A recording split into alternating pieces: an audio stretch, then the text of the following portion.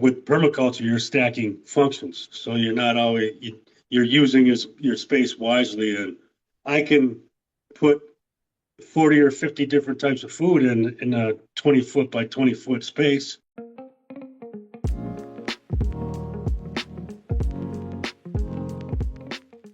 Thank you for joining us, Travis. One of my favorite things about having a military brother on video is I know you guys are always going to show up and you go be on time. So I really appreciate that. And you were in the Marine Corps, is that correct? Yep. Yeah, Desert Storm vet. How long did you serve? 4 years. That's enough for the Marine Corps, man. That's right. That's more than enough. That's half a lifetime. You've got a fantastic social media presence, but what platform are you using that delivers the most leads to your company? I'd have to say YouTube right now. And there's another one called nextdoor.com. I don't know if you're familiar with that. Yes. But I've actually got a couple jobs off of that, which is, and that's kind of a hard site to post on because it's neighborhood type stuff. And people automatically, they try to get you kicked off all the time. So you made a really unusual transition, I would say. I was excited to get you on because I've been a big fan of permaculture. Probably, I was trying to remember when I first even heard the word, maybe as far back as 2008. I think it might have been Mollison that I ran into. Good Mollison, yeah. An awesome, great teacher on information. And then later, Jeff Lawton, who was a big YouTube star. I assume he probably still is. And here in Florida, and you might be interested to hear this, that I got to spend an entire day with Green Dean, who is he's our resident expert in the entire state of Florida. If you want to know about eating wild foods that grow here that are native, he's the guy. And I paid him for a class, and we all went to a local park. And I thought, what are we going to do? And he says, I'm going to show you what you can eat in the park. And I looked around, and it was just, it was weeds. And I thought, what's this guy going to do? 20 minutes into it, he's got piles and piles of food. He was pulling on vines and looked like potatoes were coming out of the ground. I mean, this guy is really unbelievable. So there's just so much to know. Yeah, Bill Mollison and Jeff Lawton both had, Bill Mollison's permaculture design course. Jeff Lawton's in it, so he's teaching a lot of the courses during that. There's like 44 videos. They're about an hour and a half each long. So when I was at the gym riding a bike I go ride a bike for an hour, I get through an episode on there, while I was learning permaculture and stuff like that. So when did you first hear permaculture? And of course, if you want to define it for us, if not, we'll put it up on screen. Back in probably not until like 2018, because I was focused on bringing something completely different to market, but it still had to do with permaculture, but it just wasn't permaculture. It was kind of like a greenhouse on steroids, It was off-grid greenhouse anybody could have in their backyard, but it had solar panels on it to power it. It had biodigester for making cooking oil or cooking fuel, thermal dehydrator for dehydrating food, water catchment with 250-gallon tanks attached to it for not only potable water, aquaponics. So one of them had tilapia, and then that was, putting all the nutrients into the food inside of the greenhouse. And there's hydroponics in there, and then there was a chicken tractor attached to the back. And then this is the one that is the kicker for me, a solar-powered bug zapper right above the chicken coop. So it drops the bugs right into the chicken coop. It zaps them right into the chicken coop. And chickens love bugs. So it was just, and I saw the drawing of this, the prototype drawing. I'm like, I've always been interested in growing food, but that did it and hooked me forever. And then there's actually my friend he's down in Orlando. And so I actually flew down there, and I went in the prototype and saw it. And then we were trying to bring it to market for a few years, and this was too expensive to make. And so that never got off the ground. And then Then we got into transforming lawns. And that's when I started getting into permaculture.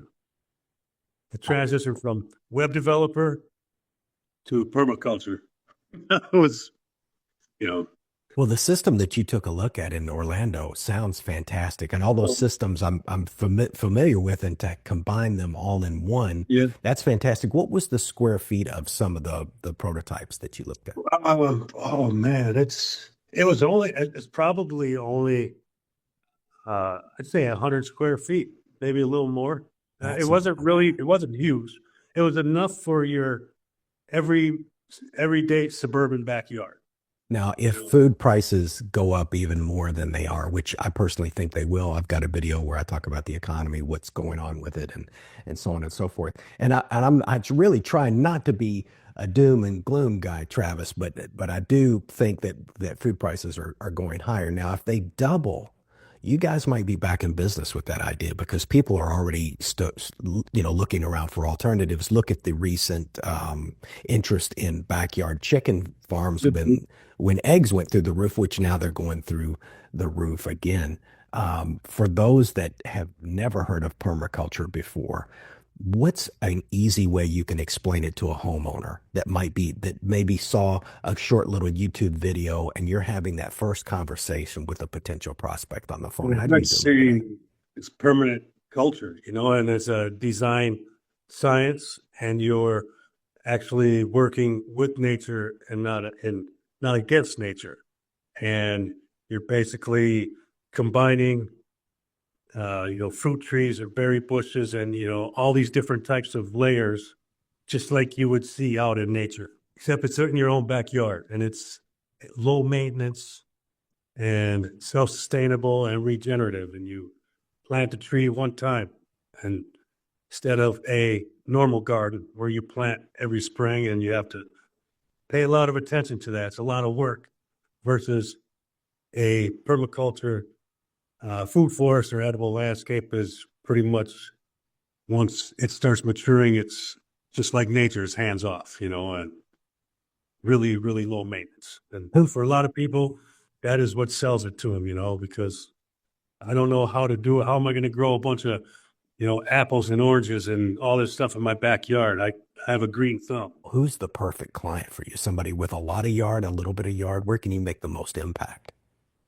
It varies. I mean, you get someone that has a tiny backyard, and with permaculture, you're stacking functions, so you're not always you're using your space wisely. And I can put 40 or 50 different types of food in a 20-foot by 20-foot space. Whether you have a business or want to start one, you need ideas.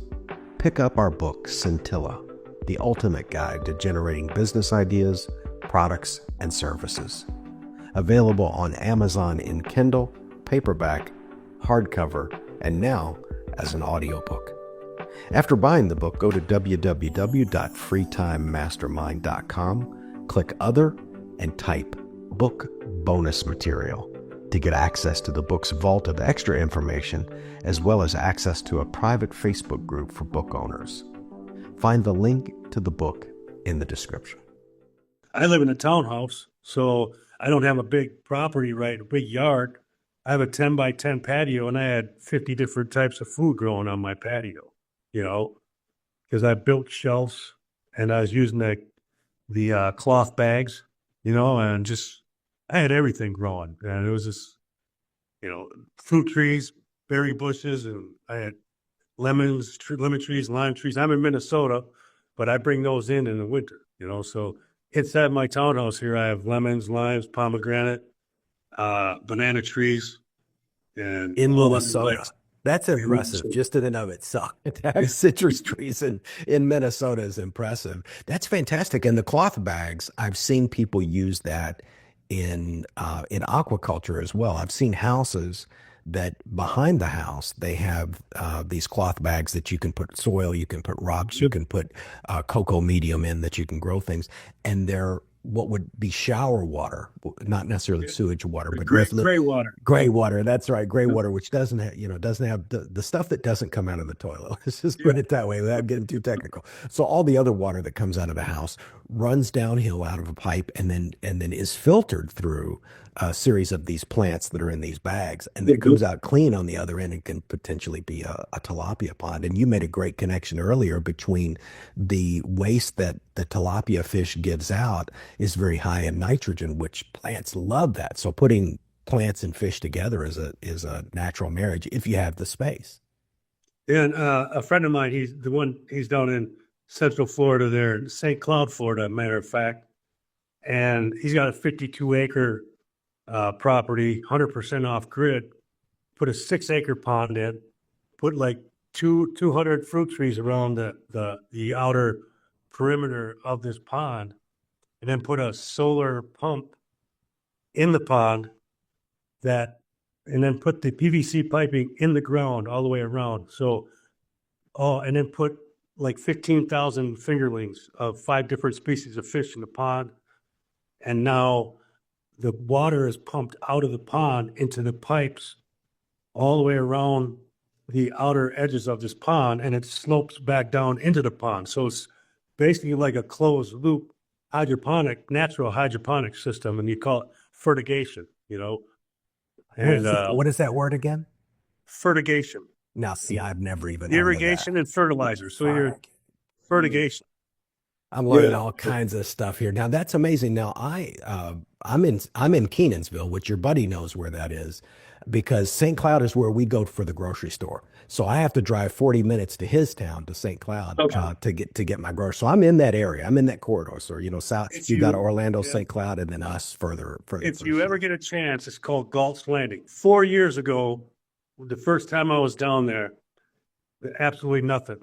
We planted a 600 square foot food forest on that property just to see how things would grow off by itself on the edge of the wooded area, and the thing just took off.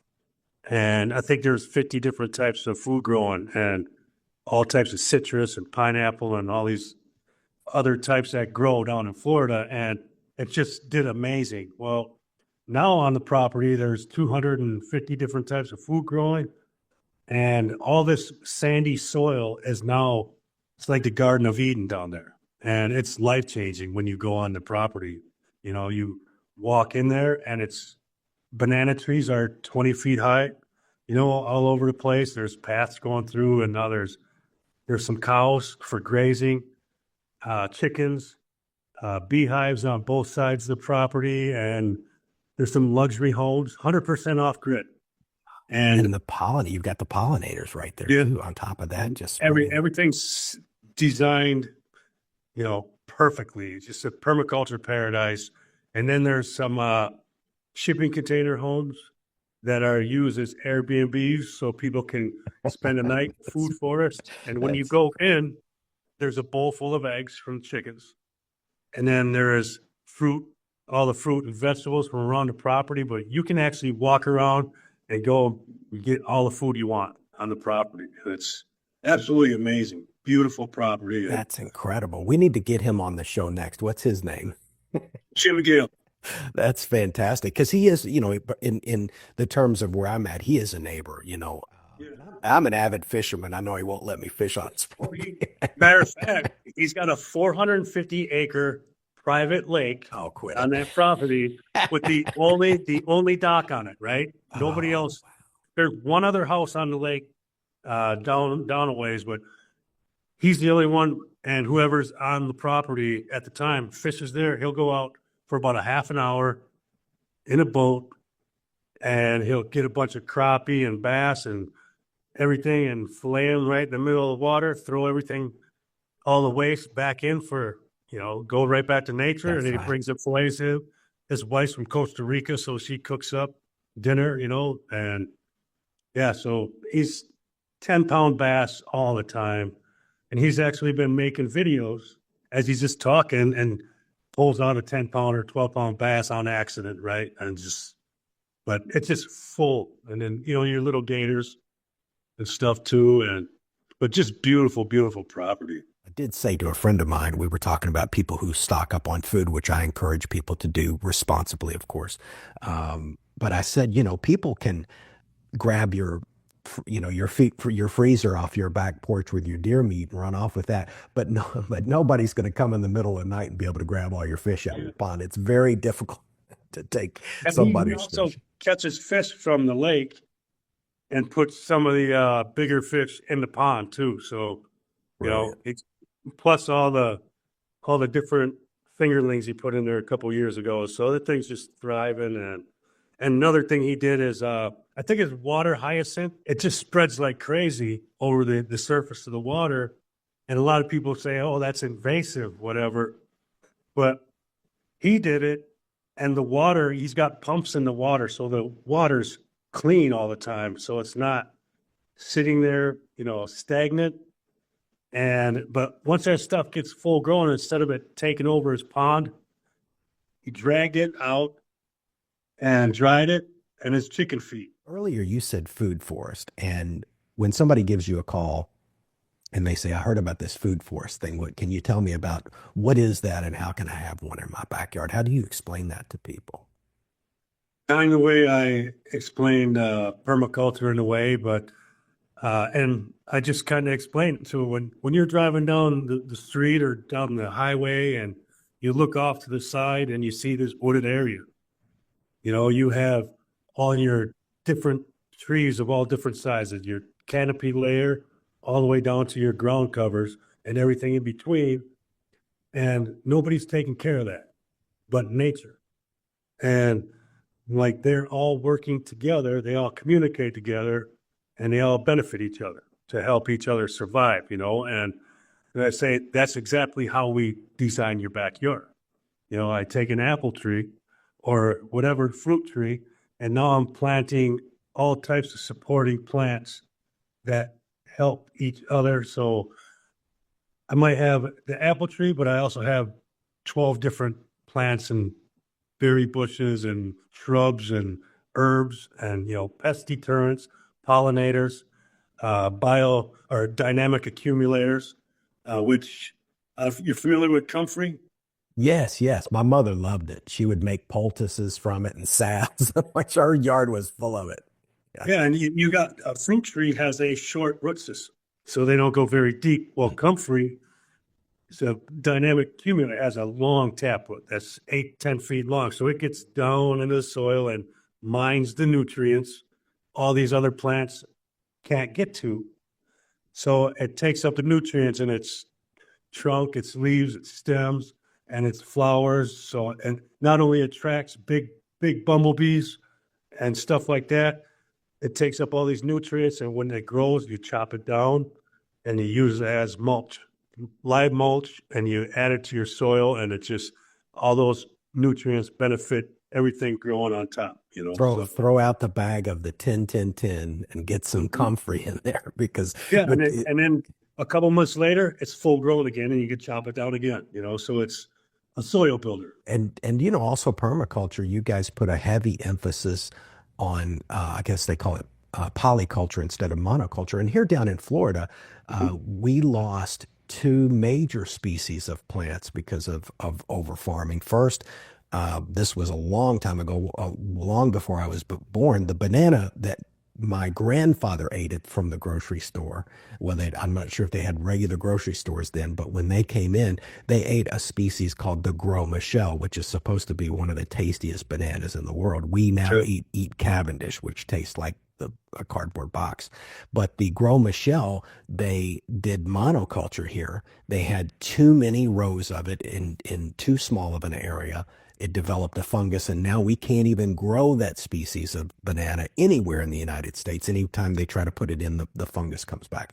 So the reason why the fungus went through the roof anyway is because they had put too much of it together. What did we do with citrus? We did the same thing down here. We put too many of the same type of citrus trees, hundreds and hundreds of acres. That little silicid, that little bug started to spread the greening. And now I'll give you a stat from 5 years ago, because it's much worse now. But 5 years ago, the state of Florida had lost 770,000 acres of citrus trees to this greening phenomenon. And had they just done some citrus over here, maybe then some bananas, and, mixed it up a little bit. But think of if you're a predator and you love a particular species of plant, and then you get confronted with 300 acres of your favorite type of food, you're that's what You'd they be did. fat and happy forever, you That's know? right. They created super predators here. So yeah, monoculture is not the way to go. But in a food forest, you might have, a tree, some plants, maybe pineapple. What's the Mhm. typical mix that you guys put in the ground up there in Minnesota? Is there ones that really tend to work well? I try to vary it up a lot, but I use a lot of, you know, you get your apples, your peaches, your plums, and your pears, and then I usually add, comfrey is in every guild. That's my go-to, comfrey and ground cover wild strawberry, especially in apple tree guilds. Wild strawberry is a great ground cover, or clover, and then black-eyed Susan. And earlier we were talking about Cavendish bananas. I have like 13 dwarf Cavendish banana trees in my basement under grow lights right now. So they go outside in the summer on my patio, and then I bring them in the winter. So yeah, I have them. They're probably maybe about almost 4 feet tall right now. So probably have to wait about another 4 more feet. They get about 8 to 10 feet tall, and I don't know if I ever get bananas on them, but they're just fun to have, Good and looking. Yeah. they multiply like crazy. Because they grow pups. And so I have one mother that has, and now I have 13 other banana trees growing from that one mother. And now all my other 13 have 2 or 3 pups growing on each of those. So they're hard to keep up with sometimes, because they grow so fast. And it's conditioning and filtering your indoor air too, because of Yeah. that fantastic air exchange. Now, I don't know how hardcore um, the homeowners associations are up in Minnesota, but here in Florida, they're notoriously brutal. How do you deal Depends with who's that? running them. Because what's that? I'm sorry. Depends which Karen is running them. Yes, yes. Do you run into that with your clients where you have to make Um, sure? so far, I have not, so far, because usually people that have a really heavy or overbearing HOA, they won't even attempt to put a food forest in there because they can't. So I haven't run into that, but I can't wait to run into them so I could change their mind. Absolutely. And the information's out there. I wanted to pivot back to something that we talked about early on when you were talking when you spoke about the 100 square foot that self-contained all-in-one, which was really amazing. Many years ago, this would have been maybe 2005. I was reading about, and it's probably a subject you've run across too, is black soldier flies. Hope nobody's eating during this part of the episode because this will get a little bit odd. But black soldier flies they're all over the U.S. They're not like house flies. They look like a wasp actually, and a lot of people that have chickens are creating these waste piles, and there's various ways to attract these black soldier flies, which then produce these really big grubs that chickens love. Yeah. So a lot of people are getting into that. So for all of the fanatics that started the backyard egg farms a couple of years ago when prices went through the roof, some people took it to a whole other level, and they're taking their household scraps and Yeah. creating these grubs, because the grubs are even higher density nutrition food Yes. for the chickens than if you had just thrown the waste out in the yard itself. So Mhm. they're making the nutrition more sophisticated that they're feeding to the chickens. And I think they said if you have a sufficient amount of those the grubs, really all you have to do to supplement the chicken's diet is a little bit of calcium for the sake of the eggs. But of course, I'm sure there are some plants that have plenty of calcium. I think spinach does as well. Yeah. I have a friend here. He's about 25 minutes from me. He has, I think, 300 chickens. He's got they're all, it's a wide open land, and they just run around and the outside is fenced in, but they just do what they want. And he's starting to plant, it's turning into a food forest too. And what is it? The one, I think it's mulberry that chickens like, and like a lot of food forests, if they have chicken coops, we plant mulberries near it. because so they drop into the chicken wherever the chickens are and they eat them. So yeah, but he always tells me, he goes, if you need chicken shit, I have as much as you want. That's a So, great, that's an excellent fertilizer. and $4 a dozen of fresh eggs, so You can't beat that. I get 10 dozen at a time when I see them, and 40 bucks and I'm set for a while. I live by myself, so throw them in, and green and brown and all different types of different shapes and different colors of eggs, and you cannot beat the taste of those fresh eggs like that. You can tell by the color how the yolk stands up in the skillet. It looks healthier. And the You- color. The yes. colors like a deep, really deep orange, and I was just thinking the other day I had some regular eggs that I got at Walmart, just the white eggs, and the shell is so brittle. It's just crazy how brittle it is, and yeah, it just no comparison. No comparison. It's a world of difference, just like grass-fed beef versus, Yes. a good steak that's grass-fed is just, and it's, free range versus, something that's stuck in a building, they got cows riding on elevators now. It's not natural. I can't say how conceivably how they could make a good steak. Are you looking to take what you have in Minnesota right now and possibly franchising that or moving that out? What are your future plans for the I'm company? glad you asked that because I'm actually within the next 2 weeks launching the Food Forest Design Network. I which did not is- know that. I didn't prompt you, by the way. That's No, and I'm actually working with another Marine out in Massachusetts, and he's into permaculture also. And I have through my business now in the past since 2020, I have built up a network of designers, from every grow zone. So I can grow anywhere or design anywhere. And this network we're gonna go after landscape companies to get them to transition over to being food forest or permaculture installers. So I'm gonna handle all of the sales and marketing for the network. Obviously you're gonna have to pay me to be part of the network. My designers don't, because designers are going to make money off of doing the design work. So, they make a percentage of that. But then once the design's finished, then I can hand off the install to someone in California or Arizona or Kentucky or wherever they're at, or even Canada. So that is basically where we're going with it. And I've seen it tried and it was working great, but it wasn't run right. So I kind of saw how it wasn't working, and all the shortcomings of that company are completely gone because I'm doing it the right way, So it's going to be fun.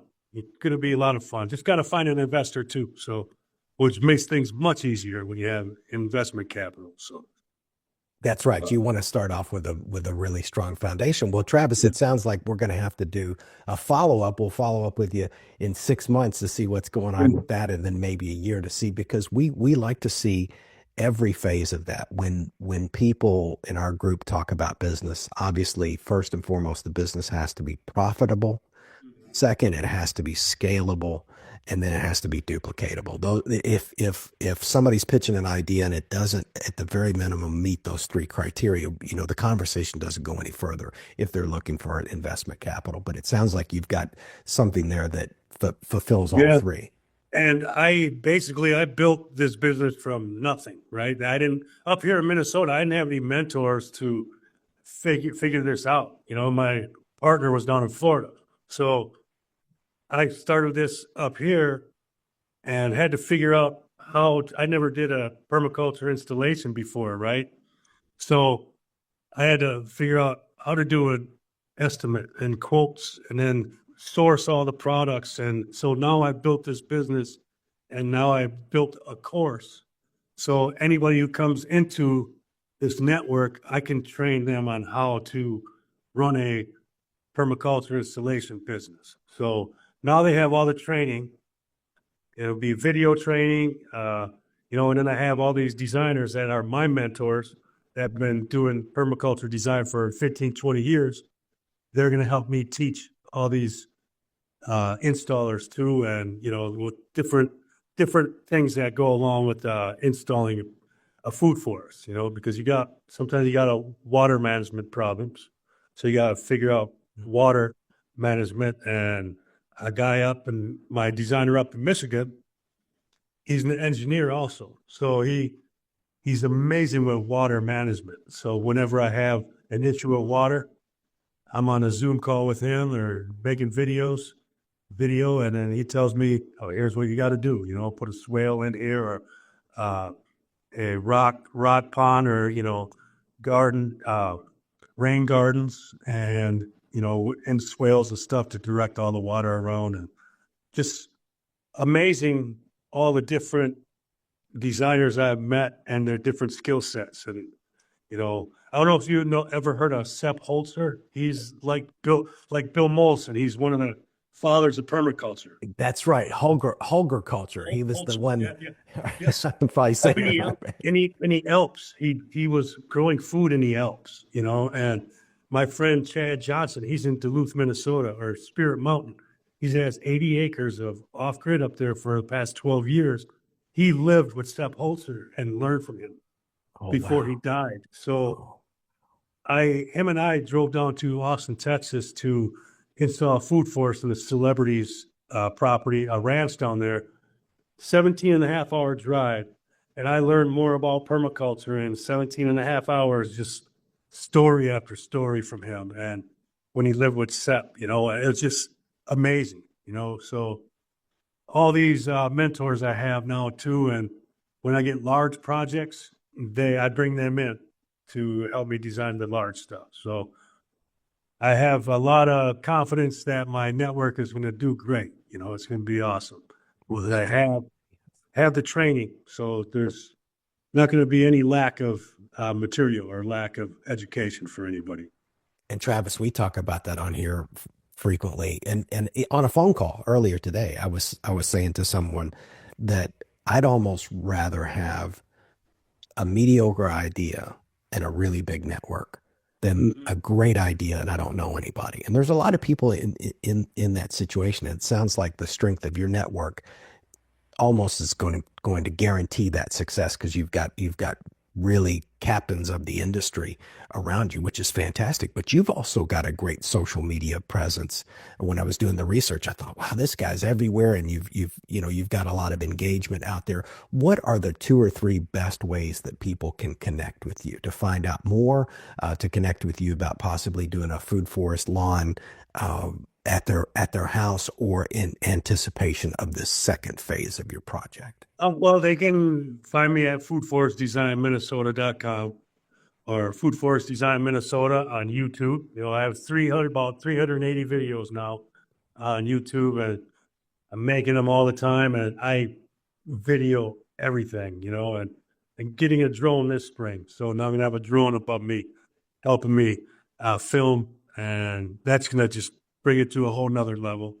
And then, I have my Instagram, which is Food Forest Design Minnesota, and Facebook too, and Facebook. So you can find me on all of those. And when you say Minnesota, that's just MN, correct? They don't need to type. You can do MN or Minnesota. Oh, you've got them both. I took care of that, so you can't mess it up, right? Fantastic. They all go to the same place. Yeah, and then my network is going to be foodforestdesignnetwork.com, and that will be live here in a couple of weeks. And as we start pre-launching, and all the other installers from around the country from this other attempt that are out there waiting, they're all going to be free members in my new network, because the other company failed them.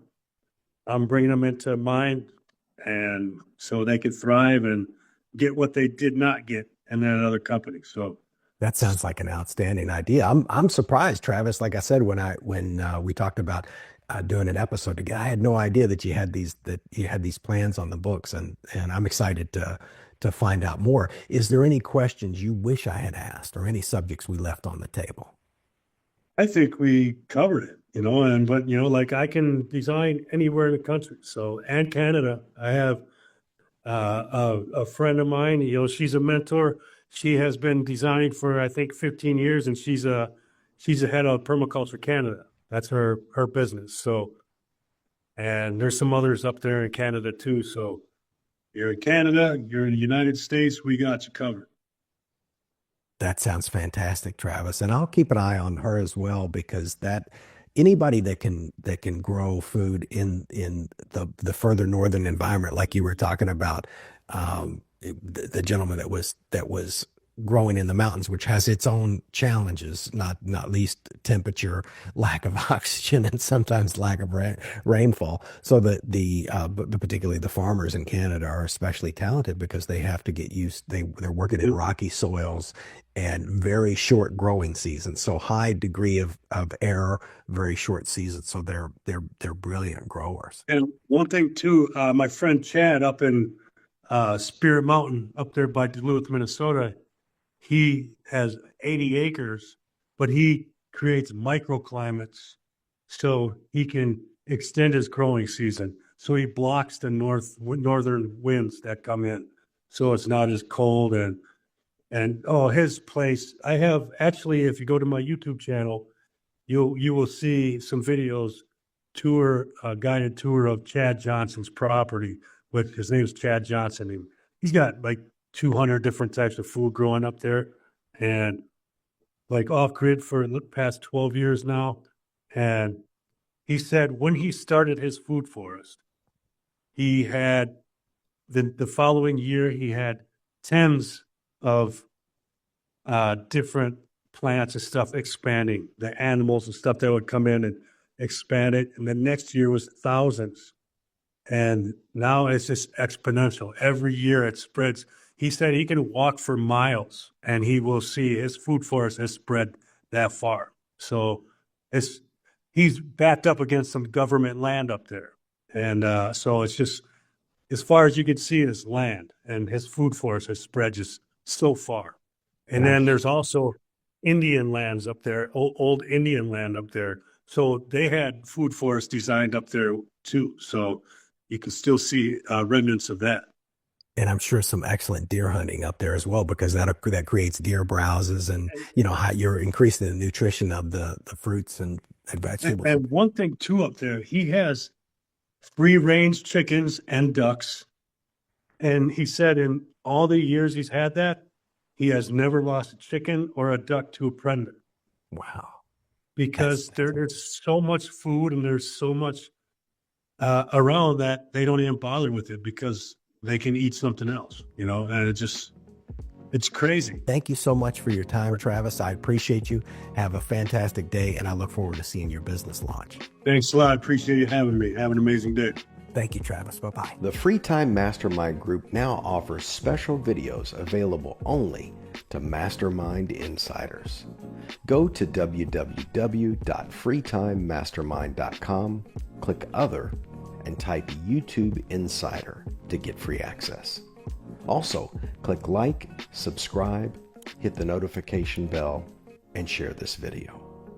Thank you for watching the Free Time Mastermind podcast.